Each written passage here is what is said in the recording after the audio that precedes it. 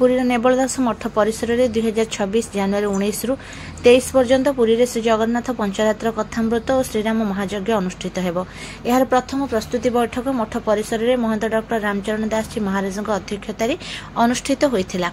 हेबाक कार्यक्रम में मुंबई, वाराणसी, अयोध्या, वृंदावन, नैमिषारण्य, हैदराबाद, कलिकता, ओडिशा तथा भारत वर्षर साधु सन्थ जगद्गुरु महामंडलेश्वर आदि महान सन्थ मानकर पवित्र समागम हेब।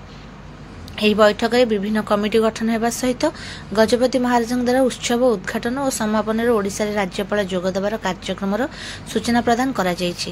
ଏହି ପ୍ରସ୍ତୁତି ବୈଠକରେ ପାପୁଡ଼ିଆ ମଠର ମହନ୍ତ ମହାରାଜ, ରାଧେଶ୍ୟାମ ମଠ, କଟକୀ ମଠ, ରାଧାବଲ୍ଲଭ ମଠ, ଉତ୍ତରପାର୍ଶ୍ୱ ମଠ, ବଳରାମକୋଟ ମଠ, ଭାଗବତ ଆଶ୍ରମ, ମଣିରାମ ମଠ, ମହିପ୍ରକାଶ ମଠ, ହାତୀଆଖଡ଼ା ମଠ ଆଦିର ମଠାଧୀଶମାନଙ୍କ ସହିତ ସମାଜସେବୀ ମନୋଜ ରଥ, ରାମଚନ୍ଦ୍ର ଦାସ ମହାପାତ୍ର, ବଦ୍ରି ମିଶ୍ର, ପଣ୍ଡିତ ବିଷ୍ଣୁଚରଣ ପଣ୍ଡା, ଡକ୍ଟର ପ୍ରମୋଦ କୁମାର ଆଚାର୍ଯ୍ୟ, वरिष्ठ सांबादिक मधुसूदन मिश्र, विष्णुदास दास प्रमुख आलोचन अंशग्रहण करथिले।